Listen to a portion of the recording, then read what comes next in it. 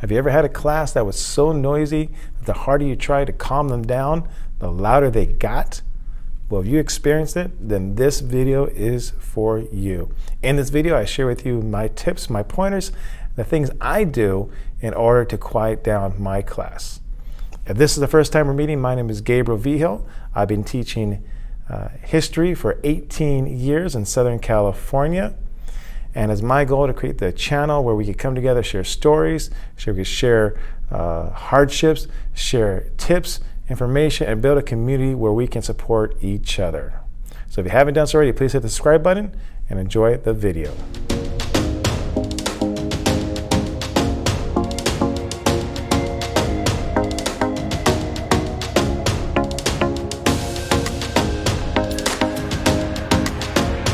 Welcome, welcome, welcome. Well, in this video, my goal is to share with you some tips and information regarding what I do to calm my class down. Now, the first thing I got to say is this. If you've been teaching any amount of time, you know this to be true, that teachers at the heart are thieves. Thieves in a good way. We're thieves because we're always trying to find the next best thing. We're always trying to find something to help out our class. And so we're willing to take a little bit from A, a little bit from B, steal some ideas, and try to incorporate to my class. So this idea I'm going to share with you originated elsewhere. But then, of course, I changed it to fit my personality and my class.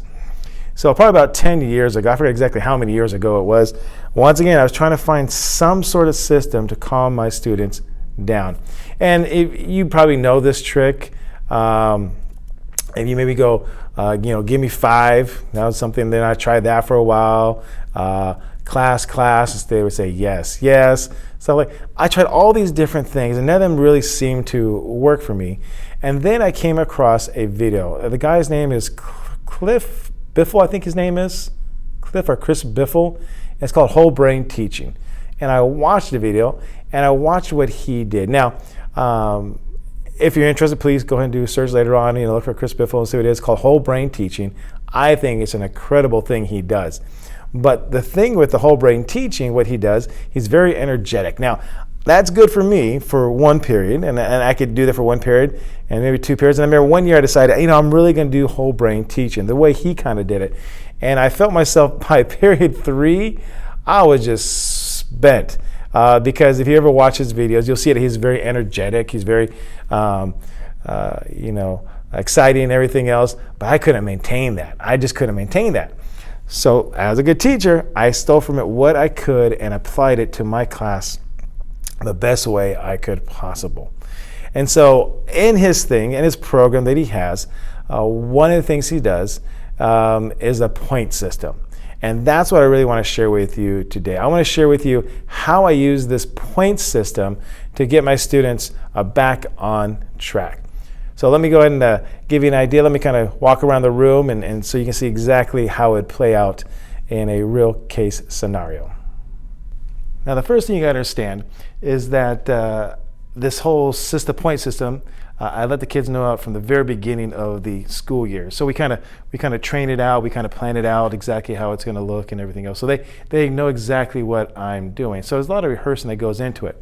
But once it's in play, it has great results. And so here's what the point. So here's what it'll look like in a normal class period. The kids will be doing their thing. They'll be working silently, and if all's going well, that's great. That might have to get their attention. Or maybe they are working together and we have to get their attention. Or maybe they are just off task. And so normally what I'll do is I'll be in the front of the class and I'll say something as the following. I say, all right, I need everybody up here, please. Then I'll wait a second. And I'll kind of look at my watch. I'll give them a few seconds, maybe about 5 seconds. And then if I don't have their attention, then what I'll do is I'll come over here to this part of the board and where it says students and teachers, and I'll give myself a point.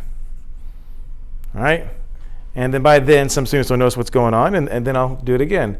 I say, all right, I need everybody up here, please. I'll look at my watch again. Usually by then, I'll have their attention. But if not, then I'll come over here and put another point where it says teacher. And then by the third time really gets to this point. But a third time, I said, all right, let's try this again. It's your last chance. And then once again, give a few seconds. If it hasn't quite died down, then I give another point here. Then at this point in time, what I'll do, like I said, usually it doesn't get to 3 points. Usually maybe 1 point, that's about it. But if it does get to 3 points, then usually at that point in time, what I will do is I'll look at specific students that might be talking. Maybe it's like 2 students that are still talking or something like that. Then I'll just write their names down under here where it says detentions. And I'll just call them out. I say, hey, Juan, just see me after class. Cynthia, see me after class after I put their name down. And that's it. And what this does is, when it says students versus teachers, it's kind of it's a way of getting the students on my side. Because I usually start out, for me, I'll start the students off at 6 points every day. And then long as they do good, they keep all 6 points. But anytime there's something goes, where it shouldn't, students are talking when they shouldn't, or something like that, I give myself a point. And then what that does is, when some students see me put a point up there, they usually get the other students to quiet down. You don't have to say anything. And 2 points, for sure, they quiet everybody else down. And 3 points, then I start doing detentions after that. And so that's how the point system works. It's real simple, but if students know what this is, then it's a visual for them to know when to quiet down and when not to. So they'll hear the verbal, my voice, and then they'll see me over here, the visual, like that. And then by then, they'll usually tell their neighbors to quiet down.